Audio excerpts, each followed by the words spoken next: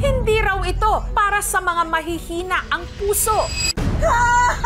Pero sa mga nais gumaling, ganito raw talaga ang kanilang tiisin. No, tahon ako. Agong tahon ni mo. Mangisog ka. Ang binti ng nakasalang na pasyente na 8 taon nang hindi nakakalakad, pinisil at hinagod. Agay pa. Agay, nanay ko, tawag ko. Uway. Sa diin nga, napapahiyaw siya. Agay. Pero matapos ang hilot session, Alak ka. Alak ka. Hilak mas nanay, uy. Nalipay man, uy. ang pilay muli raw nakalakad.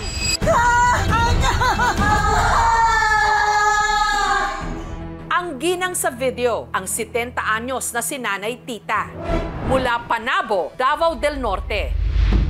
Ilang linggo makalipas ang kanyang pagpapahilot, heto siya, maayos na ngang nakapaglalakad. Pag-drop ko sa Katri, nakalakad na kan, punta doon, saka pabalik. Hindi ko ma-imagine na makalakad ako wala nang sakit.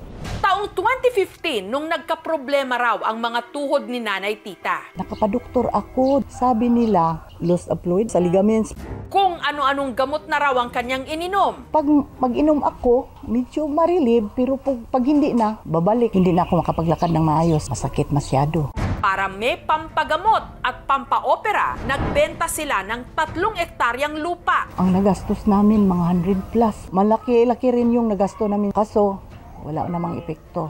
Hindi lang daw ang kanyang mga binti ang tila nabalda, pati na rin ang pag-asang makakalakad pa siya. Hanggang may napanood daw online ang kanyang mister. Marami siyang nakita doon na pagkatapos ng hilot, nakalakad. Kaya nitong nakaraang buwan mula Panabo, bumiyahe si Nanay Tita ng 5 oras Pamalay-Balay City sa Bukidnon para magpahilot. Nang dumating kami, wala nang seremonyas pa. Higa na lang ako. No. Tahon ako. Agong tahon ni mo. Agay pa. Agay, nanay ko, tawag ko. Uway. Mas masakit pa sa nung nanganak ko. Sobrang kasakit. Ayer. Tasa. Pero sulit daw lahat ng kanyang iniyak at iniluha. Hilak mas nanay, uy. Nalipay man, uy. Pinatayo ako. Makalakad naman ako. Sa awa ng Diyos. Alak ka. Alak ka. Bidaw. Alak ka. Hindi ko ma-imagine na makalakad ako wala nang sakit. Ligamentous laxity, ito yung mga litid natin. Usually nakikita siya all over our body. Sa shoulder, sa neck, sa tuhod. Sila yung mga pumipigil sa movement natin na masyadong excess ng movement. Laxity, yun yung dun nagsisoften or nanghihina sila. Wala pong lumalabas na studies na massage or acupressure alone can treat or cure ligamentous laxity. Pag mild lang si ligamentous laxity, they can heal on their own. Pero kung medyo masyado lang malala, dun na tayo nag-offer surgery. Ang takbuhan ngayon ng mga gustong makalakad, si Cesar. Wala siyang klinika at ang nagsisilbi niyang pagamutan, ito. Nag-umpisa to sa patambay-tambay lang, pahilot-hilot lang. Tapos, pinasok ko lang sa utak ko na gano'n hanggang ina-apply ko hanggang totoo pala. Alas 7 pa lang ng umaga, dagsana ang mga magpapahilot. Mana? Si Cesar, walang aparato o anumang ginagamit na ointment o langis. Ang kanya lang instrumento, ang kanyang mga kamao. Okay?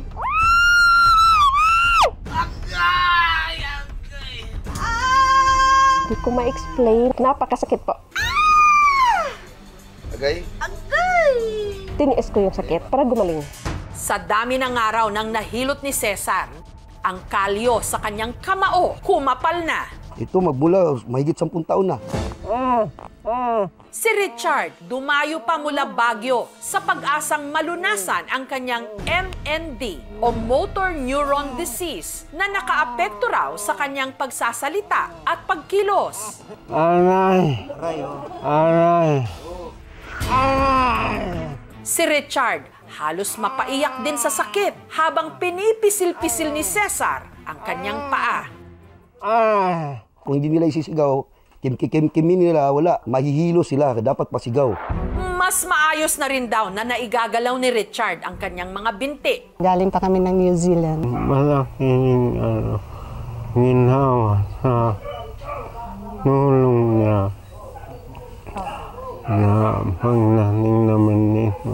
Kasi sabi nga no cure, so nakikita ko na may improvement naman pala. Thankful kami na bigyan ng pag-asa. Hindi po siya talaga gagaling. Siya po ay incurable. May mga treatment pero ang treatment nito ay para lang mapabagal ang progreso niya kasi ito po ay isang progresibong sakit. Si Lola Francisca naman, nagrenta pa ng tricycle para mula Valencia City makapagpagamot lang kay Cesar sa Malaybalay City. Bugat kayo, di ko katindog. Dagma mangugugot, bisan pagligo, di kaligo kay di ka barong. Nung una, kinakabahan daw si Lola Francisca sa sigaw ng mga pasyenteng nauna sa kanya. Ako lang antos ba? Kuan ko, maayo ko, anak.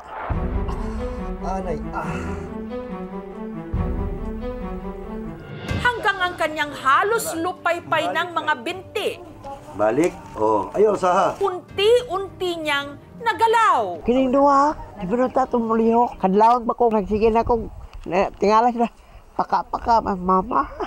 Ito pong si Lola, meron siyang history ng trauma, nadulas or napalugmok. At simula noon, hindi siya nakalakad. So ito po hindi natin masasabi kung talagang ito po ay stroke or yung dahilan kaya hindi siya nakalakad ay dahil sa trauma. Kung yan naman po ay halimbawa dahil lang sa trauma, pwede po kayong gumaling. Hindi man sila bumalik doon sa dati na lang estado na normal, pero may mga significant improvement talaga. Hindi raw gaya noon kung kailan kakaunti pa ang pasyente. Ngayon, bawal na raw ang mag-walk-in para magpahilot kay Cesar. Dapat may schedule. Mistake ko talaga. Kami kinukontrol na namin. Gaya ni Alvina mula Davao City na 2 buwan daw muna ang hinintay bago nakakuha ng slot. Si Alvina, 3 taon nang gumagamit ng tungkod matapos daw ma-stroke. Oh, 3 months di yun tindog. Hindi makabangon. Sa pag-asang manumbalik ang lakas ng kanyang mga binti, tiniis ni Alvina ang puwersa ng hilot ni Cesar. Mana, gilakaw. At nung sinubukan niyang humakbang pagkatapos hilutin, Alsaha higher. laking gulat niya nung nakapaglakad siya nang hindi na kinailangan pang magtungkod. Nasyak talaga. Tungkol yun, kita naman ka. Wala ko nag-hold ato niya. May improvement after sa hilot. Kahit na po paralisado ka ng mga unang linggo ng pagka-stroke mo, sa mga susunod na buwan yan, makaka-recover ka kahit papano. Kasi ang ating utak naman ay may kasarinlan siyang kaparaanan para pagalingin yung sarili niya. Especially kung sasamahan po natin ng physical therapy at saka rehabilitation therapy. Pero saan nga ba natutunan ni Cesar ang kakayahan niyang ito? Si Cesar, dating may-ari ng junk shop, hanggang nagka-interes siya sa tinatawag na acupressure, tradisyonal na pamamaraan ng panghihilot mula sa traditional Chinese medicine na gumagamit ng pressure upang ma-stimulate ang point o parte ng katawan. Kasi pressure points man kami. Pwersa lang talaga. Wala kaming healing, wala kaming laway-laway. At hindi lang daw ang di umano pagpapalakad ng mga pilay ang nagagawa niya. Kadalasan ginagamot yung mga may nerve damage, stroke, sciatic nerves, migraine, hindi makatulog, yung hindi makahinga, frozen shoulder. Bagamat may mga isinasangguni rin daw sa kanyang mga sakit na hirap siyang gamutin. Cancer, hindi kami gumagamot. Dialysis, nakakatiter. Bagong labas sa ospital, bagong opera, bawal. Kaya nga, mind over body. Hindi yan puro hilot tayo dahil sinasaktan ka. Ang target is, ginigising ko yung utak nila. Tinignan ko sa mga pagsusuri, most common side effects pag nagkakamali is usually lalong namamaga yung sumasakit ng lugar. Yung mga pasyente na mayroong mga deep venous thrombosis, ibig sabihin dati na may mga pagbabara na sa mga ugat nila sa paa at pag hinilot yun or minasahe yun, baka malipad yung bara na yun at kung mapunta siya sa utak o sa puso, you have a stroke or a heart attack. But that's a very rare. And usually practitioners are trained to avoid that. Placebo effect, the patient may feel better after a treatment, and it can be explained by possibly the wanting to get better. So because of that, it could invoke the production of certain neurotransmitters such as dopamine or the release of endorphins. So a lot of it would be associated to pain relief. However, placebo effect does not cure the actual illness. Wala akong magawa kundi sila maniwala. Never ako nanghingi dito kahit piso. Kaya nga donation. Pwede po ba namin malaman sa isang araw magkano po kayong rate ng Basta malaki. 5 digit. Sa totoo lang talaga, kaya ko binibidyo na gusto ko lang ipakita na kaya palang gamutin na walang gamot. Hindi ko alam kung paano yung monetize yun. Sabi ng anak ko, pa, pwede pala, kikita pala tayo dito. Kumikita kami kaya tuloy-tuloy na. Pero dahil tumatanda na si Cesar, kaunti na lang din ang kanyang kinukuhang pasyente ngayon. Ang kanyang kahalili sa gamutan, ang kanyang anak na si John. Napag-usapan din namin na tutulong na lang daw ako. Okay lang naman. It's a reflection of the poverty situation in the Philippines. Talaga hindi pa rin nare-resolve ang kahirapan at karalitan in the whole healthcare system. Yung iba nga kahit galing sa malalayong lugar pero talaga alam nila kasi na mahusay at mas mura. Sabihin natin abot kaya, tinatangkilik.